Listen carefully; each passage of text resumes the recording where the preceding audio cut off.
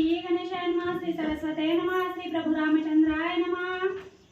मग बारा नामी करुणी सिंचनी तरुणावा नया जीवन तया जीवनी, तेव्हा दैवते प्रसन्न होऊनी वरदान तू ते देतील बा।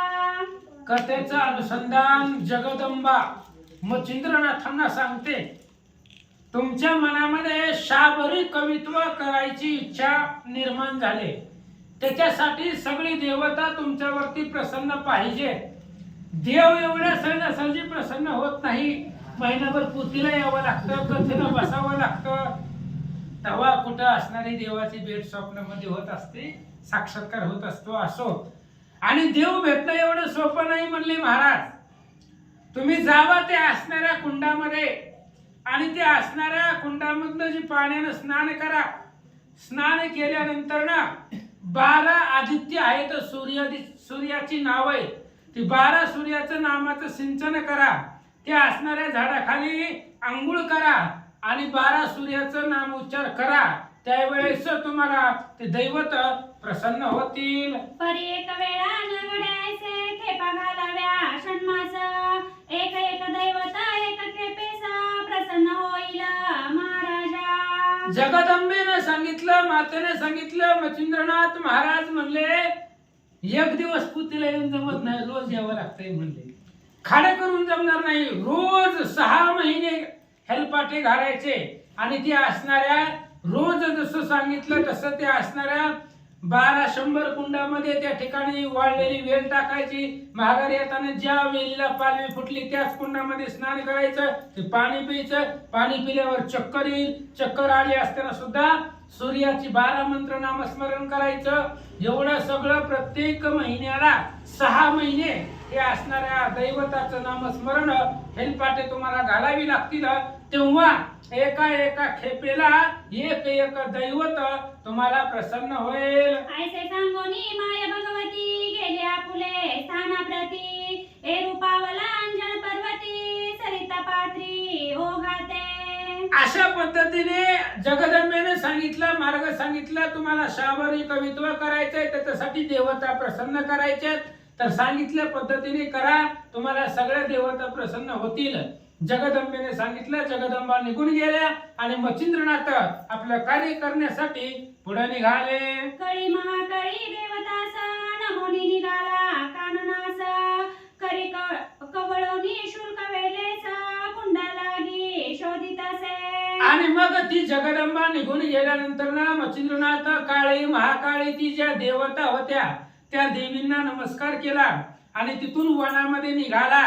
वनामध्ये जात असताना देवीने सांगितल्या पद्धतीने वाळलेल्या झाडाची वेल हातामध्ये घेतली आणि जी काही 100 कुंड आहेत ती कुंड शोधण्यासाठी महाराज निघाले। असं एक शतकुंडे पाहून तितुक्यात शुक्ल वेल स्थापून, पुन्हा पाहे परतून सकळ कुंडा माझारी। असं म्हणले देवीने सांगितल्या पद्धतीने 100 कुंड मच्छिंद्रनाथांना दिसल्याबरोबर जी काय वाळलेली वेल होती ते असणाऱ्या वेलीचा एक तुकडा त्या 100 कुंडामध्ये टाकला जाताना, आणि जाताना टाकून पुन्हा महागारी येऊन ते असणाऱ्या कुंडामध्ये महाराज पाहू लागले। तो आदित्य नामे कुंडी तीव्र, ते वेल पाहे साचोकार, तो दृष्टी पडेल पल्लवकार, स्नान ते सारिले। देवीने सांगितलं होतं महागारी येत असताना प्रत्येक कुंडामध्ये पाहायचं, ज्या कुंडामध्ये तुम्हाला वेलीला पालवी फुटलेली दिसेल त्या कुंडामध्ये स्नान करायचं। मग मच्छिंद्रनाथ महागारी येत असताना आदित्य नावाची कुंडी दिसली, त्या कुंडीमध्ये पाहिलं तर असणाऱ्या वाळलेल्या वेलीला पालवी फुटली होती आणि त्या कुंडामध्ये स्नान केलं। स्नान झाली उदक पान होताची व्यापिले अते मूर्छेन, परिद्वादश नामी मंत्र साधना सोडिले नाही तयाने। स्नान केल्यानंतर ना त्या कुंडामधलं पाणी प्यायचं आणि पाणी पिल्याबरोबर तुम्हाला चक्कर येईल, मूर्छा येईल, आणि एवढे मूर्छा आल्यानंतर सुद्धा बेशुद्ध व्हाल तुम्ही, त्यावेळेस सुद्धा नामस्मरण सोडायचं नाही। भगवंताचं ते असणाऱ्या 12 सूर्याचं नामस्मरण मुखामध्ये सदोदित ठेवायचं, तेच मच्छिंद्रनाथ करतात। परिमूर्छा ओढवली अति तुंबळ, शरीर झाले अति विकळ, श्वेत नेत्रे गेला अनिळा, देह सांडोनी तयाचा। आणि मच्छिंद्रनाथांनी ते आदित्य नावाचे तिथलं पाणी प्याल्याबरोबर मूर्छा आली, दीर्घ मूर्छा आली भयंकर. आणि त्या मूर्छामध्ये प्राण विकळ झाले, शरीर कासावीस झालं, शरीरामधले पंच प्राण सगळे निघून जाण्याची वेळ मच्छिंद्रनाथावरती आले. ब्रह्मांडातवनी अंतर्ज्योती ती वेदोपाये अंती तरी आदित्य नावे जाण होती जपा लागी नित्य करिता. आणि मच्छिंद्रनाथाच्या शरीराची अवस्था आहे, जी काही प्राणज्योत आहे, ती प्राणज्योत सुद्धा शरीरातून निघून जाण्याची वेळ आली.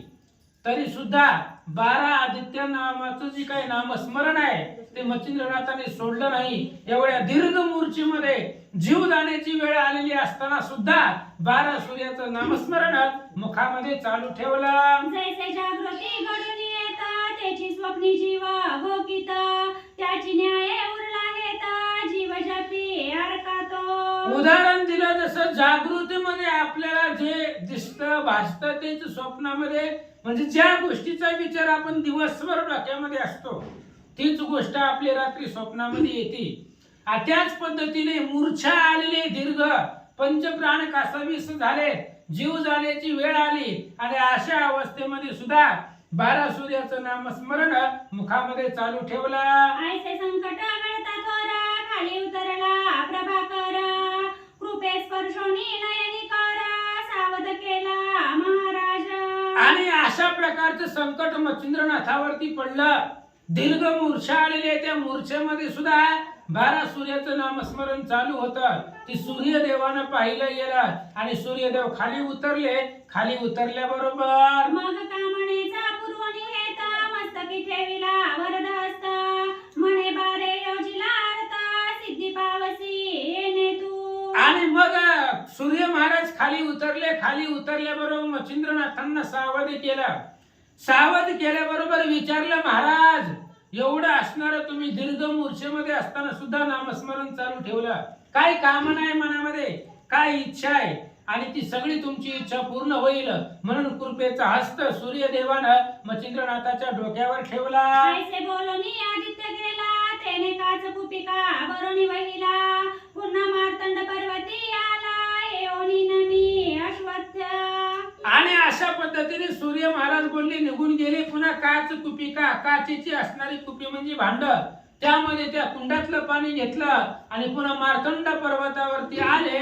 आणि आल्याबरोबर आदित्य नामे करुणी चिंतन आदित्य तेथे झाला प्रसन्न म्हणे महाराजा काय कामना निवेदावी मजा आता. आणि काचाच्या कुपिकेमध्ये पाणी घेऊन आले. त्या कुंडातलं मार्तंड पर्वतावरती आल्यानंतर ना पिंपळाचं झाड होतं, त्या पिंपळाच्या झाडाखाली उभा राहिले आणि तिथं सूर्यदेवाच्या नामाचं चिंतन केलं. तिथं सूर्य महाराज प्रसन्न झाले.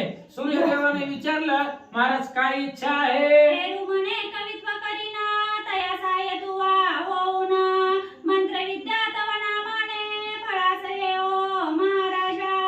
आणि लगेच मच्छिंद्रनाथांनी सांगितलं, शाबरी कवित्व करायचंय. 100 कोटी असणारी मंत्र, शाबरी मंत्र आम्हाला तयार करायचे.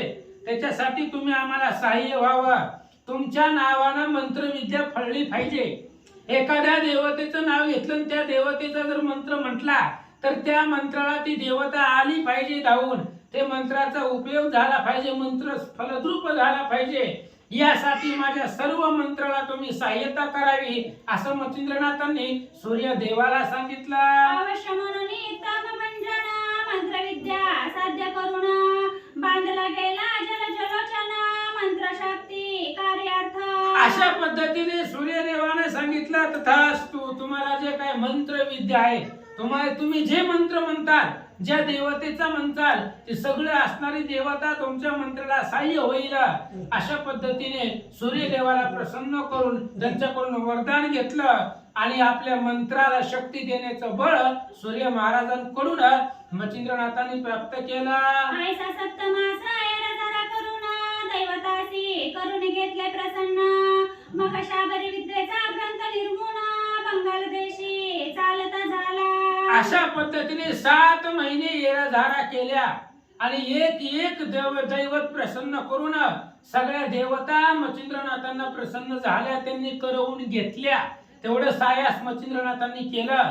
सगळ्या देवता प्रसन्न झाल्या. शाबरी कवित्व केलं, शाबरी विद्येचा ग्रंथ निर्माण केला आणि तिथून पुढं पृथ्वी प्रदक्षिणेसाठी किंवा आपलं तीर्थाला म्हणून बंगाल देशाच्या दिशेनं मच्छिंद्रनाथ निघाले. असो ऐसी गोरक्ष कथा वदलाये किमयागार ग्रंथा तेथे किमयांची स्थाने सर्वथा सांगितली आहेत जी. असं म्हणले अशा पद्धतीची कथा आता जे मी तुम्हाला सांगितली ती कथा गोरक्षनाथांनी किमयागार ग्रंथामध्ये सांगितलेली आहे.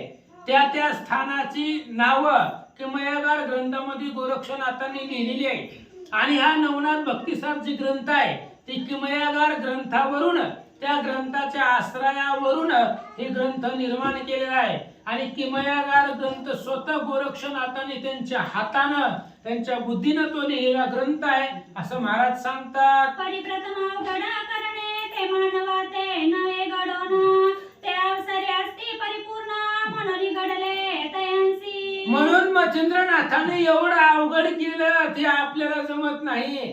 ते देव लोक आहेत म्हणून त्यांना जमलं. पहिल्यांदा अवघड करणं ही माणसाला जमतच नाही. अवघड दिसले की माणूस रस्ता सोडून देते.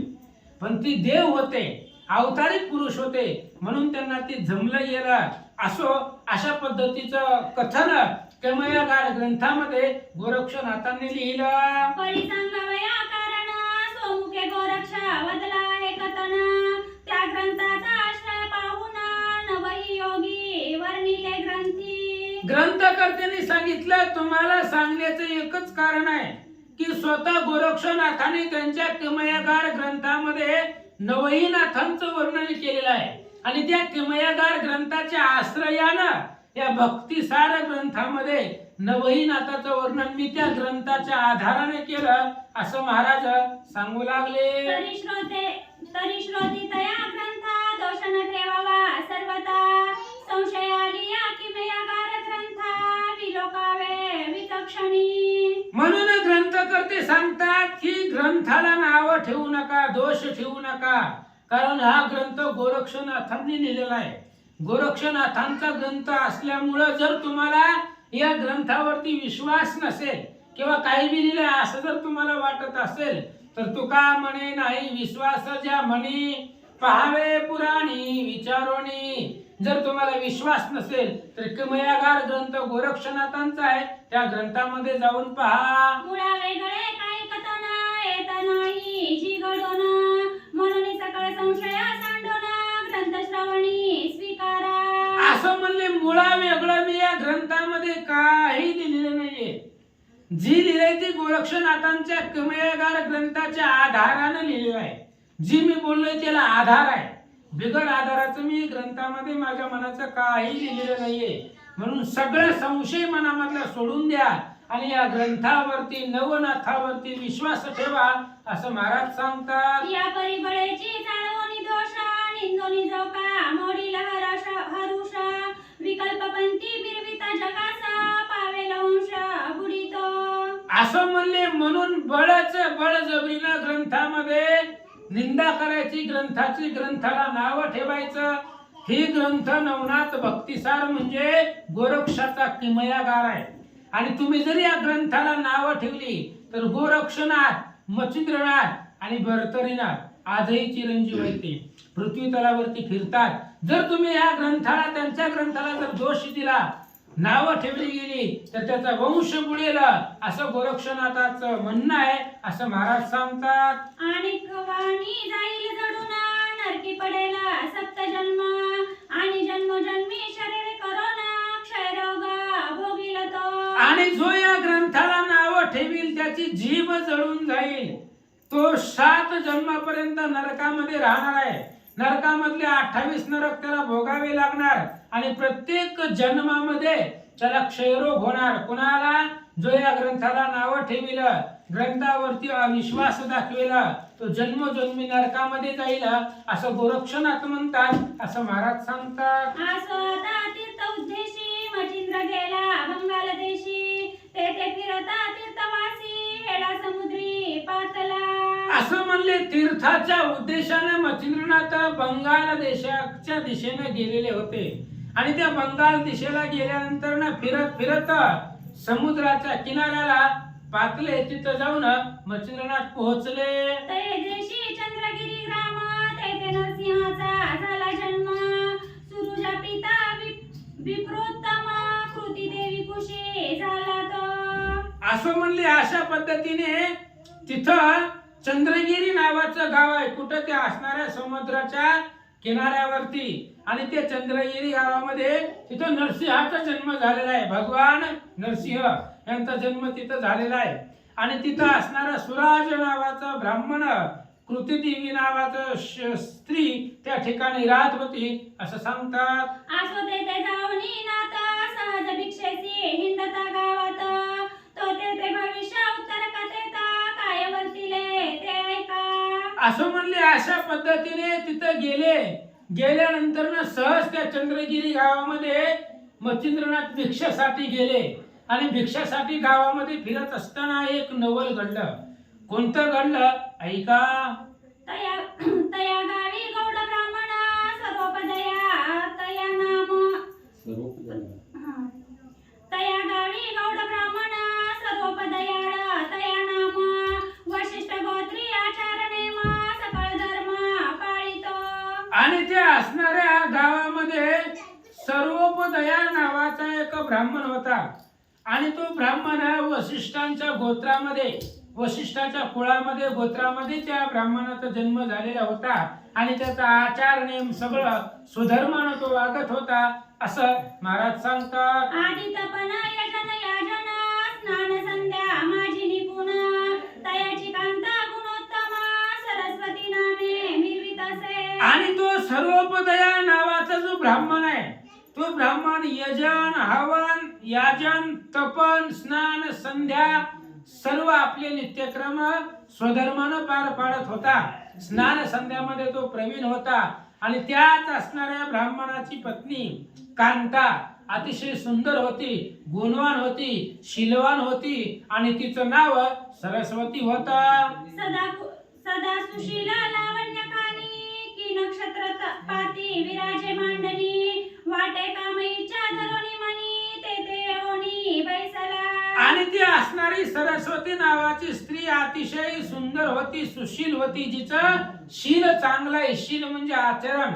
जिचं वागणं चांगलं आहे अशा प्रकारची ती सुआचरणाची सुशील लावण्याची खाणी सुंदर अशा प्रकारची ती स्त्री होती असं सांगतात. की स्वर्गी मेघांचे मंडळ पाही ते तोनी चपळा उदया येही.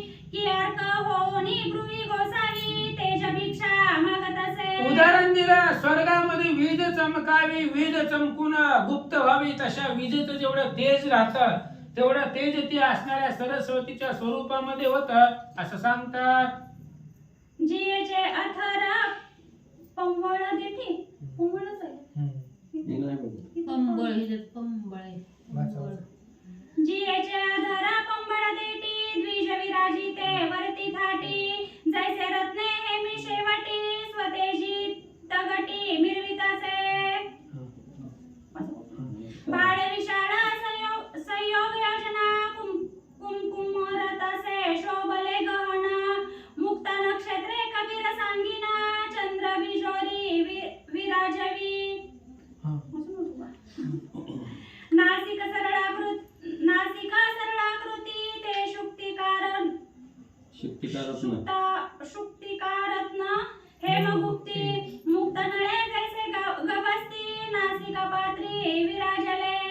कर्णबिंदी वलयाकृती हेममुकुटी डाळ देती. रत्नताटिके नक्षत्रपाती करू वश ती पातले. अशा पद्धतीची ती असणारी सुंदर स्त्री होती. सरळ नासिक होतं. आणि अशा प्रकारचं स्वरूप त्या सरस्वतीचं होतं असं महाराज सांगतात. असं ऐसी शृंगार खानी सकळ संपत्ती नटली कामिनी. रूपवंती सकळ गुणी जगा माझी मिरवितसे. आणि ती असणारी अतिशय शृंगार खाणी होती. खान म्हणजे असणारा खजिना रत्न अतिशय सुंदर असणारी ती स्त्री होती सरस्वती. सगळ्या संपत्तीनं नटलेली अतिशय सुंदर दिसत होती. गुण होती, गुणवंती होती, रूपवंती होती असं महाराज सांगतात. परी उदरी नाही संतान परम तेने उचंबळणी योग काम. न आवडे धंदा दामाश्रम सदा वियोग बाळाचा. असं म्हणले अशा पद्धतीने ती असणारी स्त्री होती, पण पोटाला पुत्र संतती नव्हती. त्याच्यामुळं तिच्या मनामध्ये संसारामध्ये लक्ष लागत नव्हतं, मन लागत नव्हतं. कामधंदा याच्यामध्ये तिचं मन लागत नव्हतं. दिवसभर फक्त एकच चिंता की पोटाला संतती नाही, आणि संतती नसल्याचं दुःख त्या सरस्वतीला होऊ लागलं. देव देवा रे उपायानिक करीती झाली कामानधिक पर्यार्थ कोठे उदयदायक स्वप्न माझी आतळेना. मग त्या सरस्वतीला पुत्र संतती नव्हती, पुत्र संततीसाठी ती दुःखित होती. त्यामुळे देव देवारे केले, ह्या देवाला जा, त्या देवाला जा, ह्याला नवस बोल, त्याला नवस बोल, सगळं केलं. कोणी काय काय सांगितले की लगेच त्या देवतेला निघाली, नवस केले, सायास केलं, सगळं केलं, पण तू कुठेही यश आलं नाही, पुत्र संतती झाली नाही. अशा प्रकारे म्हणून ती दुःखी सरस्वती होती. नावडे आसन वसन गात्र विकळ निर्मिती निराश गात्र शून्यदामी चित्त पवित्र नांदुनुकी नांदत असे. आणि पुत्र संतती नसल्यामुळे आसन वसन आवडत नव्हतं तिला. सगळं असणारं शरीर विकळ झालेलं होतं. संसारामध्ये मन लागत नव्हतं. चित्तामध्ये चिंता निर्माण झालेली होती, म्हणून नांदत होती, पण मन तिचं संसारामध्ये लागत नव्हतं. पुत्र संतती नसल्यामुळे चित्ताला चिंता वाटू लागले. प्रपंच मानिती अतिहीन जैसे दीपाविना शून्य सदन की सकळ स्वरूपी दार हरण परिणासी काही निर्वित असे. आणि जी काही संसार आहे, प्रपंच आहे, तो प्रपंचहीन मानत होती. घरामध्ये घर असावं, पण त्या घरामध्ये दिवा असेल, उजेड असेल, तर त्या घराला घरपण आहे. जसं घरामध्ये दिवा नसावा, घर शून्य दिसतं, तशा पद्धतीने तिच्या असणाऱ्या आयुष्यामध्ये, तिच्या संसारामध्ये शून्यपणा, तिला कमीपणा वाटत होता. अतिशय सुंदर स्त्री आहे, पण तिला नाकच नाही, तर त्या सुंदरपणाला काही अर्थ नाही. तसं तिच्या जीवनामध्ये, संसारामध्ये लक्ष लागत नव्हतं. की वज्राऊ परी गिरे गोमट परिवसती दिसे तळपट ते पाहता दानवी पिष्ट कांडिती ऐसे वाटे की तरुविना अरण्य कर्कशा की सरिता विना जैसे विरासा मग ते क्षैनिका पुरुष पशु मात्रासा भयंकर दरी वाटत असे. की शरीरी चांगुलपण परिधानिली से वस्त्रानी भूषण परिचतुस्कंदी शवदर्शन सुमग काही वाटेना. सुगम काही वाटेना. वाटेना सगळा साज आहे, प्रेताला काय उपयोग आहे का त्याचा? ते शरीरा ग्रहणाविना आप्तवर्गाते वाटेहीन तेवी सर्व उपचार कांते लागून संसारहीन वाटत असे. असं म्हणले अशा पद्धतीने ती सरस्वती सगळे असणारी संपत्ती आहे, ऐश्वर्य आहे, पण ती असणाऱ्या स्त्रीला जर नाक नसेल, कारण स्त्रीचं स्वरूप नाकावरती शोभिवंत दिसत असतं, आणि त्या स्त्रीला जर नाक नसेल तर तिचं स्वरूप व्यर्थ आहे, शून्य आहे. तशा पद्धतीने ती सरस्वती संसारामध्ये राहत होती, घरामध्ये वागत होती, पण तिचं मन घरामध्ये, संसारामध्ये लागत नव्हतं, असं महाराज सांगतात. ऐसे असता भावस्थिती गृहीदर्शिनी योगमूर्ती नातमचिंद्र अंगण प्रती अलक्ष सवाल वदित असे. असं म्हणले असं ती संसारामध्ये राहत होती, आणि राहत असताना अचानक दारामध्ये अलख निरंजन अशा प्रकारचा आदेश बाहेरून ऐकू आला, आणि बाहेर जाऊन पाहिलं तर मच्छिंद्रनाथ त्या असणाऱ्या सरस्वतीच्या दरवाजामध्ये येऊन थांबले. तव ते कांतेने पाहुनी त्याते चरणी लोटली शोक भरिते आणून शीघ्र वस्त्रासनाते विराजविला महाराजा. आणि मग लगेच त्या सरस्वतीनं पाहिले की कोणीतरी योगी तापसी आपल्या घरामध्ये दरवाजामध्ये आलेला आहे. तिनं त्यांचं दर्शन घेतलं, आतमध्ये नाथांना नेलं आणि बसण्यासाठी आसन टाकलं, आणि त्या आसनावरती नाथांना सरस्वतीनं बसवलं. आपण बैसोनी नाता निकट सांगती वियोग शोक उल्लाट हृदय भरुनी नेत्रपाट क्लेशांभू मिरविले. आणि ती असणारी सरस्वती मच्छिंद्रनाथाच्या जवळ बसली, आणि जवळ बसल्यानंतर ना सांगती वियोग शोक उल्हाट, आपल्याला झालेलं दुःख आहे ते दुःख नाथांना सांगू लागली. म्हणून आपल्याला झालेलं दुःख साधू संतांना सांगावं लागतं, शेजाऱ्याला नाही. शेजाऱ्याला सांगितले की वाटोळं होत असतं, साधू संताला सांगितले की ती त्याच्यावरती उपाय निर्माण करत असतात. हनुमंत म्हणे रायासी, दुःख निवेदावे साधूसी, ते तात्काळ तयासी उपायासी योजिला. सैन्यपाळ राजाला हनुमानजी सांगतायत, राजा कोणालाही दुःख सांगत बसू नका, आपलं दुःख साधू संताला सांगा. म्हणून मच्छिंद्रनाथाच्या जवळ बसली आणि जीवनातलं जे काय दुःख आहे, व्यथा आहे, ते मच्छिंद्रनाथा पुढं ते सरस्वती सांगू लागले. म्हणे महाराजा नाथ नाथा, तुम्ही सर्व गुणी विद्येसी जाणता, तरी मम हृदयी शोक सरिता नाश जळा वाहत असे. आणि त्याच वेळेस त्या सरस्वतीनं मच्छिंद्रनाथांना सांगितलं, महाराज तुम्ही सर्व विद्या सर्व गुण संपन्न आहात, तुमच्यापाशी सगळे विद्या आहेत, तुम्ही सर्व गुणी संपन्न आहात, असं तुमच्या तेजावरनं चेहऱ्याच्या तेजावरनं दिसतंय वाटतंय. म्हणून माझ्या मनामध्ये जे दुःख आहे ते दुःख तुम्ही घालवचाल, नाहीस करचाल असं मला वाटतंय. म्हणे तरी याते उपाय काही, सांगा म्हणून लागते पायी, पुन्हा स्पर्शोनी मौळी प्रवाही, कवन शब्दा वाढवित असे. आणि म्हणून महाराज जे माझ्या अंतःकरणामध्ये दुःख झालेलं आहे त्या दुःखावरती काहीतरी उपाय सांगा, जेणेकरून माझ्या जीवनामधले दुःखरूपी अंधार संपला जाईल. म्हणून पुन्हा पुन्हा मच्छिंद्रनाथाच्या पायावरती ती सरस्वती डोकं ठेवून दर्शन घेऊ लागले. पुढे ठेवणी भिक्षांना, पुन्हा कवळी मोहे चरण, आणि नेत्रगणाची वृष्टी जीवन, पद्महिते सिंचित असे. आणि पंचपक्वान्नाचं जे काही भिक्षाचं रूपी ताट आहे, ती ताट मच्छिंद्रनाथाच्या पुढं सरस्वतीनं ठेवलं. आणि ताट पुढे ठेवल्यानंतर पुन्हा त्या मच्छिंद्रनाथाच्या पायावरती सरस्वतीनं डोकं ठेवलं आणि सांगितलं, महाराज माझ्या जीवनामधलं दुःख घालवा.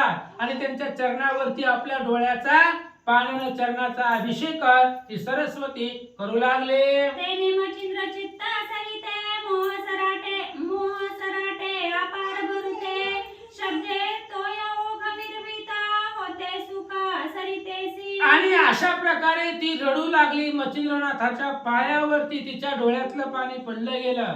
त्यावेळेस तिच्या असणारा प्रेमभाव मच्छिंद्रनाथांनी पाहिला आणि मच्छिंद्रनाथाला सुद्धा तिच्याबद्दल कळवळा निर्माण झाला. आणि मग नाथ काय म्हणतात, म्हणे ओ साधवी क्लेशवंत, किमर्थ कामिनी चित्त, प्रेम जमदकी चित्तार्थ, सकाळ मुक्ती लाहील की. आणि मग तिचा कळवळा पाहिला गेला, तिची करुणा पाहिली गेली. मच्छिंद्रनाथांनी विचारलं, काय अडचण आहे तुमच्या जीवनामध्ये, सांगा तुम्हाला कशाचं दुःख झालेलं आहे, कोणत्या गोष्टीचं एवढं दुःख तुमच्या मनामध्ये, माझ्या पुढे सांगा, प्रगट करा. मला सांगितल्यानंतर ना तुमचं सगळं दुःख नाहीस होईल असं मच्छिंद्रनाथ सरस्वतीला बोलतात. ऐसे शब्द वर्ग उगमा, कोणी बोले द्विचारामा, म्हणे महाराजा योग ध्रुमा, संतती नाही वंशाते. मच्छिंद्रनाथांनी सांगितलं, सरस्वतीला म्हणले, काय मनामध्ये इच्छा आहे सांग, म्हणले बोलून दाखव. तुझ्या जीवनामधलं जे दुःख आहे, जे आता तुझ्या डोक्यामध्ये ज्या गोष्टीचं दुःख आहे ती सगळं संपेल. त्यावेळेस सरस्वतीने सांगितलं, महाराज खूप प्रयत्न केले, 900 सायासे केले, सर्व देव देवता केल्या, पण आमच्या असणाऱ्या पोटाला संतती नाही. कुठल्याही प्रकारचा वंशवेल पुढे वाढेल अशा प्रकारची संतती पोटाला नाहीये, याचं दुःख वाटतंय. सरस्वती महाराजांना सांगते, तेने वियोगे खदिरंगारा, जगट करीत अति तीव्र, तेने करुणा चित्त शरीरा, दाह पावे महाराजा. महाराज आमच्या असणाऱ्या शरीरालाही वियोगरूपी दुःख आहे. अग्नी ते असणाऱ्या वियोगरूपी अग्नी, पुत्र संततीचं वियोग आणि त्या असणारा वियोगरूपी अग्नी शरीराला जाळतोय. त्यामुळे शरीर तप्त झालेलं आहे.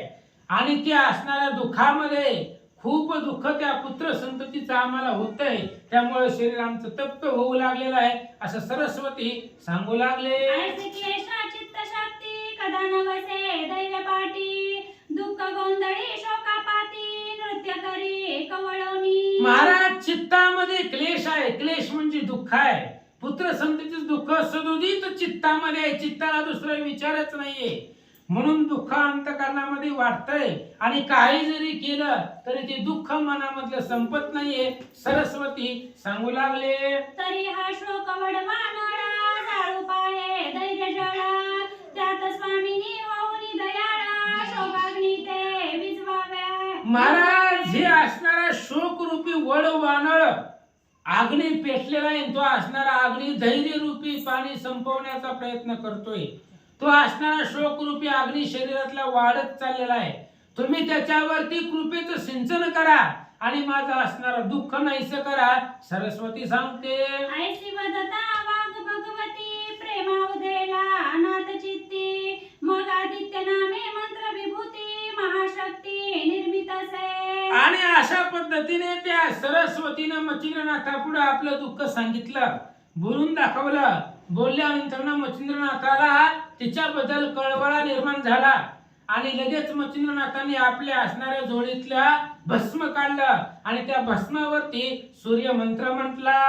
नाता करी भस्माची मुठी तेथे वीर्य करी राहुटी. मग ते भस्म ते तपोजेटी ते हाती ओपित असे. आणि त्यावेळेस मच्छिंद्रनाथाने आपल्या झोळीतलं भस्म काढलं आणि त्या भस्मावरती सूर्य मंत्र म्हटला गेला आणि सूर्य वीर्य त्या असणाऱ्या भस्मामध्ये निर्माण झालं आणि ते भस्म त्या सरस्वतीच्या हातामध्ये मच्छिंद्रनाथांनी दिलं. मने मायो शुभाननी हे भस्माची मुठी करी कवळोनी. गेली सेवी आपुले शयनी निशी माझी जननी ये. आणि त्या असणाऱ्या मच्छिंद्रनाथांनी सरस्वतीला सांगितलं, माय आई म्हणली, ऐक, तुला पुत्र संतती नाही, त्याच्यासाठी मी पर्याय देतो. ही असणारी जी काही भस्माची मोठी आहे ती असणारी भस्म तू घे, त्याचा स्वीकार कर आणि रात्री जेवण झाल्यावर झोपताना जिथं तू शयन करते, शयन करण्याच्या अगोदर, झोपण्याच्या अगोदर ही भस्म प्राशन कर, असं मच्छिंद्रनाथांनी सरस्वतीला सांगितलं. मनसी भस्मे नोहे पूर्ण गभस्ती. जो हरिनारायण उदय कीर्ती. प्रभा मिरोनी त्रिजगती मोक्ष मंदुसा मिरवेला. मच्छिंद्रनाथांनी सांगितलं, आई साहेब, ही फक्त भस्म नाहीये, तर ही सूर्य मंत्रापासून निर्माण केलेला, ह्याच्यावरती सूर्य मंत्र म्हटलेला आहे. पूर्ण सूर्यासारखा मुलगा तुझ्या पोटाला येणार आहे आणि तो मुलगा तुमचं नाव लौकिक करील, प्रत्यक्ष हरिनारायण अवतरित होतील. अशा प्रकारे मच्छिंद्रनाथांनी सरस्वतीला सांगितलं. तरी तू सहसा हळवटपणी कामना नवरी भस्मासनी. म्याही पुढीला भविष्य जाणोनी चिदभवानी वदविली. मच्छिंद्रनाथांनी सरस्वतीला सांगितलं, ही भस्म तू घे, प्राशन कर. कुठल्याही प्रकारचा विकल्प, संशय मनामध्ये आणू नको. ही फक्त भस्म नाही, ही जर प्राशन केलं तर सूर्यासारखा तेजस्वी मुलगा तुझ्या पोटाला येणार आहे. मी सुद्धा पुढचं असणारं भविष्य पाहूनच बोललेलो आहे. माझ्या मुखामधून जे शब्द बाहेर निघाले ते असणारे शब्द पुढचं भविष्य जाणून मुखातून बाहेर पडले. मच्छिंद्रनाथ सांगतात, या भस्माचा प्रताप स्थिता तवा उदरी होईला जो सूत.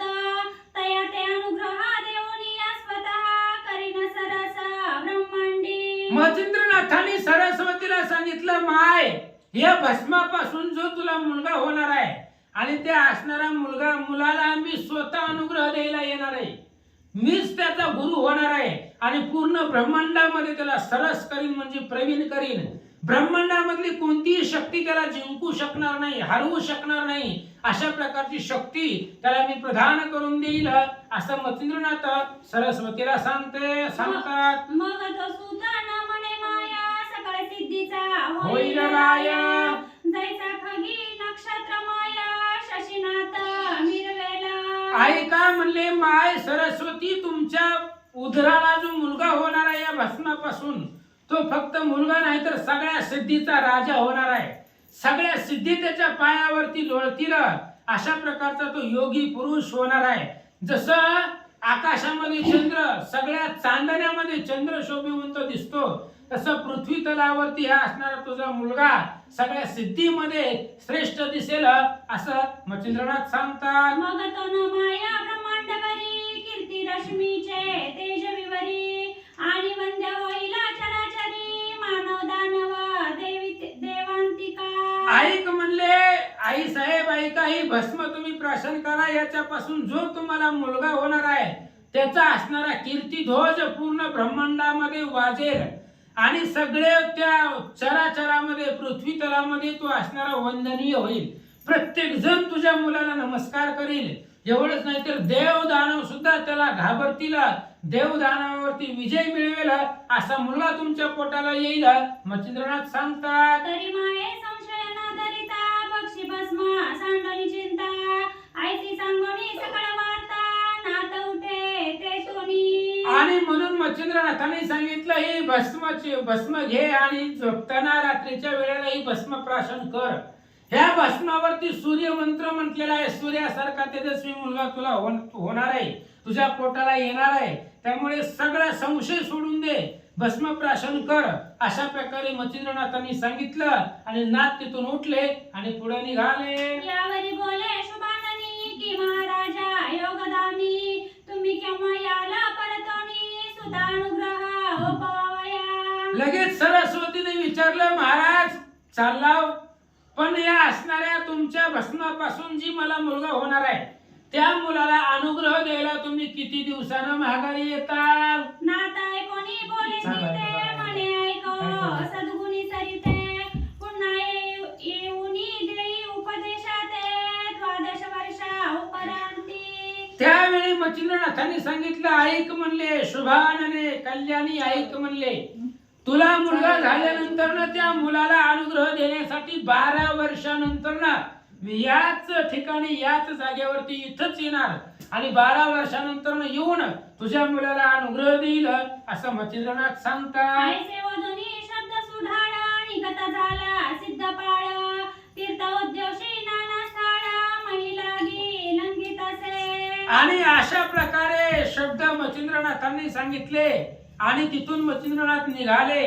पुन्हा तीर्थ करण्यासाठी नाना स्थळ पृथ्वीवरचे पाहत पाहत मच्छिंद्रनाथ पुढे निघाले. एकीकडे भस्माची मुठी सदृढ बांधूनी ठेविली गाठी हर्षण राहे पोटी उचंबळवणी दाटलासे. आणि त्या सरस्वतीला ती भस्म पाहिलं, तिला आनंद वाटला.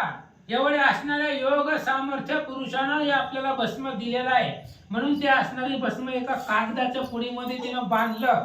ती भस्म घरामध्ये ठुलं आणि मनामध्ये आनंद आहे. आता आपल्याला पुत्र संतती होणार याचं सुख मनामध्ये तिला वाटू लागलं. मग ती सवेची नितंबिनी जावनी बैसे शेजार सदनी तेथे 7-5 वज्रवासिनी येऊनी त्या स्थानी बैसल्या.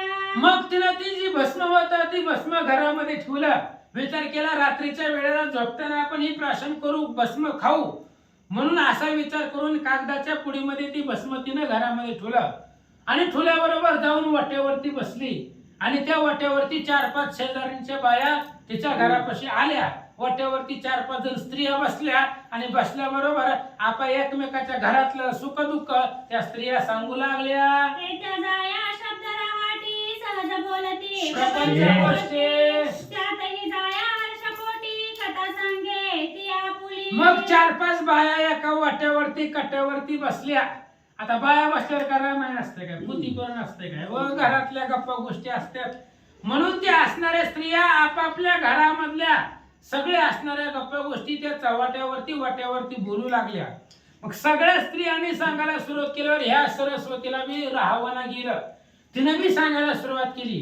काय सांगितलं? म्हणे मायो ऐका वचन चित्त क्षीण झाले संतती विना पर्या झाला सर्वार्थ घडोन तो श्रवण कुठे स्वीकारा. आणि त्याच वेळेस सरस्वतीने सुद्धा सांगायला सुरुवात केलं. म्हणले ऐका, तुम्हाला तर माहिती आहे मला पुत्र संतती नाही, मुलगा नाही पोटाला, त्यामुळं मी सदोदित दुःखी असते. पण आज नवलाव घडला आमच्या घरामध्ये. एक कोणीतरी योगी आमच्या असणाऱ्या घरामध्ये आलेला आहे. पुढे काय झालं लक्षपूर्वक ऐका. एका अकस्मात माझ्या सदनी बोआला कान पाडोनी कान फाडी केवळ तरणी माते दिसोनी आला तो. सरस्वतीने सांगितलं ऐका, सकाळी सकाळी आज आमच्या घरामध्ये एक कानफाडी आला, योगी आला. त्या असणाऱ्या योग्याचा वेश होता, काखेमध्ये झोळी होती, कानामध्ये कुंडले होती, त्याच्या कानाला वेज पडलेले होते, त्याला कानफाडी म्हणतात. आणि अशा प्रकारचा योगी आला. मी त्याच्याकडे पाहिलं, मला तो स्वरूपानं तेजस्वी दिसला असं सरस्वतीनं स्त्रियांमध्ये सांगायला सुरुवात केली. मग म्या त्यासी स्तवनी भक्ती प्रसन्न केली चित्त भगवती. मग प्रसाद कोणी माझे हाती गमन करिता झाला तो. आणि मग मी त्या भक्तिपूर्वक त्याचं स्तवन केलं आणि त्याची जी काही चित्त भगवती आहे, चित्त भगवती म्हणजे त्याचं अंतकरण, चित्तरूपी भगवती मी प्रसन्न केली. कशानं? चांगलं बोलून, स्तुती करून त्याचं मन प्रसन्न केलं. मग त्यानं असणारा प्रसाद म्हणजे भस्म माझ्या हातामध्ये दिलं आणि तो महाराज निघून गेला. तरी तो प्रसाद भस्माची मोठी माते दिली पुत्रवृष्टी. परी सांगोनी गेला स्वयंवटी भक्षण करी शयनात.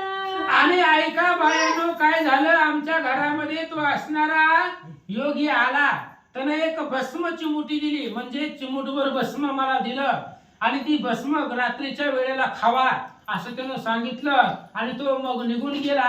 अशा प्रकारे सरस्वती सांगू लागले. तरी मायो सांगा नीती तेने वाढेल काय संतती.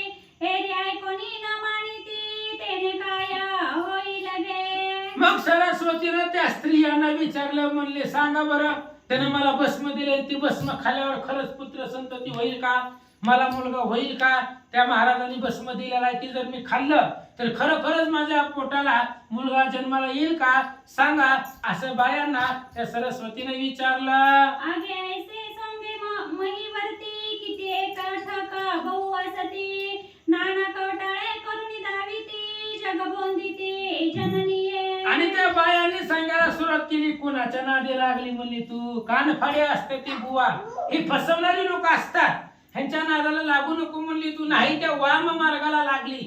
ही कानफाडी लोक काय करतात? फसवतात, ठग असतात. त्यांच्यापाशी मंत्र यंत्र नाना प्रकारचे असणारे कपट विद्या असते. कोणालाही ती सहज फसवतात, त्यांचं कपट लवकर लक्षात येत नाही. अशा प्रकारे ते शेजारनी त्या सरस्वतीला सांगू लागल्या. आणि दुसरा त्यात आहे अर्थ कानपाडे कवटाळे व्यक्त.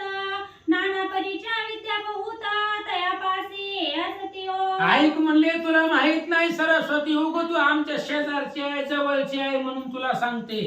ही कानफाडी लोक असतात, त्यांच्यापाशी नाना प्रकारची विद्या असतात आणि त्या विद्यानं त्यांना काही बनवता येतं, काही करता येतं. अशा प्रकारे नाना प्रकारच्या विद्या जाणणारे हे कानफाडी लोक असतात. अशा प्रकारे शेजारनी सरस्वतीला सांगतात. काय सांगू शुभगात्री कानपाडे कृतिमा मंत्री. जाय पावनी शुभगात्री करीती कुत्री मंत्राने. काय सांगायचं बाई तुला? ते असणारी लोक चांगली नसतात म्हणली. ते कानफाडी लोक, त्यांच्याकडे मंत्र यंत्र कपट विद्या असतील, त्या कपटाच्या विद्येनं ती काही करतात असं आम्ही ऐकलंय.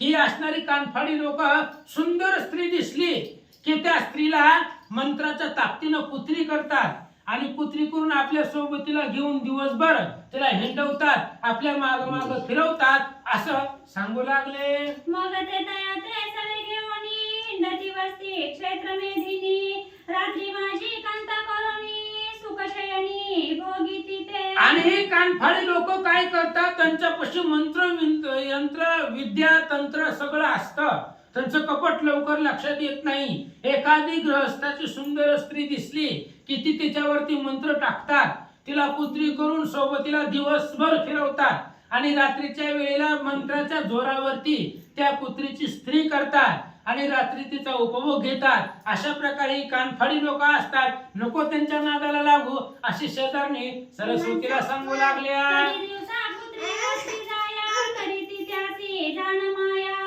तू कोणी कडवणी ब्रह्मातया पडली आहेसी जननीये. शेजारच्या बायांनी सांगितलं, कशाला सरस्वती कुणाच्या बी नादी लागायला लागली? अगं ती काय करतात तुला माहिती नाही? दिवसा कुत्री करून हिंडवतात आणि त्याच कुत्रीचं रात्रीच्याला स्त्री करतात आणि त्या स्त्रियांचा उपभोग घेतात. त्यामुळे तू कुणी सांगितलं तुला त्या कानफाड्याचं ऐकायला आणि त्याचा भस्म घेतला आणि ती असणारे भस्म जवळ ठेवले टाकून दी. जर तू ठेवलं असलं जवळ, ती भस्म खाऊ नको, कारण ती कपट विधेनं काही करतात. अशा प्रकारे नाना प्रकारानं बोलून तिच्या मनामध्ये संशय ह्या बायाने निर्माण केला. परी अम्मासी दिसते ओखटा तू शुभान न जाया अति बरवंट. पत्री बांधणी घेतले कपट यात बरवे दिसेना. हे बघ आता तुला काय वाटायचं ती वाटू ती, पण आम्हाला यात कपट दिसतोय. कारण आख्या गावामध्ये तुलाच का त्यानं भस्माची मुठी दिली? सगळ्या गावामध्ये फिरला नाही ती बाबा, तुलाच का दिली? कारण त्याच्या मनामध्ये तुझ्याबद्दल कपट आहे. आम्हाला तर कपट वाटतंय बघ. म्हणून या भ्रमामध्ये पडू नको. महाराजाची पत्नी आहे तू, चांगला तुझा नवरा असणारा यजन हवन धार्मिक कार्य करते, सुब्राह्मण आहे, गावातला प्रसिद्ध आहे, आणि कुठून या असणाऱ्या कानफड्या लोकांच्या नादी लागायला लागली. अशा प्रकारे शेजारणीच्या बाया सांगू लागल्या. ऐसे बोला बोलता युवती भव्य व्याघ्राची झाली वस्ते. भय बरं भाऊ हा. ऐसे बोला बोलता युवती भय व्याघ्राची झाली वस्ती. मग ती परमा विटोनी चित्ती सदना प्रती आलीसे. आणि त्या 4-5 बायांचं शेजारणीचं तिनं ऐकलं, ऐकून घेतलं. ती तिथं नाही काय बोलली काट्यावरती वाट्यावरती, पण उगं त्यांचं बोलणं ऐकून घेतलं आणि तिच्या मनामध्ये भीती निर्माण झाली. कारण असं जर खरंच झालं तर काय करायचं, म्हणून तिच्या मनामध्ये भीती निर्माण झाली. ती असणारी कुणाला काही बोलली नाही. आपल्या घरामध्ये परत माघारी आले. मग ती कवळोनी भस्माची मुठीसी येती झाली गोट्यापासी. ते गोरजा केरांसी फिरविलैसी उखरडा. मग तिनं ती असणारी घरामध्ये ठेवलेली जी काही भस्म आहे मच्छिंद्रनाथांनी दिलेला, तो असणारा भस्म त्या कागदाच्या पुडीतनं घेतला. तिनं बाहेर आली. बाहेर असणारा शेणाचा गोटा होता, जिथं कचरा टाकतात, गायचं शेण टाकतात, अशा उकिरड्यावरती ती उकिरड्याच्या जवळ ती सरस्वती येऊन थांबले. तया माझी भस्माची मुठी सांडिती झाली ती गोरटी. गोरटी. तया माझी हरिजेटी संचार करी महाराजा. आणि ते असणाऱ्या उकिरड्यावरती गायच्या जे काही शेण टाकलं जातं, ते असणाऱ्या शेणामध्ये कचऱ्यामध्ये त्या उकिरड्यावरती तिनं मच्छिंद्रनाथाने दिलेलं जे काही भस्म आहे ती भस्म टाकून दिलं. मच्छिंद्रनाथाने सूर्य मंत्र म्हटला होता, त्यामुळे ती फेल जाणार नाही कुठं जरी टाकलं तरी. आणि ती असणारी भस्म टाकून दिलं. त्याच भस्मामध्ये हरिनारायणानं प्रवेश केला. जो नवनारायण कीर्तिध्वजा प्रत्यक्ष विष्णू तेजपुंज. हरि ऐसे नाम साजे कीर्ती रत्ना माझारी. आणि जो नवनारायणामध्ये कीर्तिध्वज आहे, प्रत्यक्ष विष्णूचा अवतार आहे, अशा प्रकारचा हरिनारायण.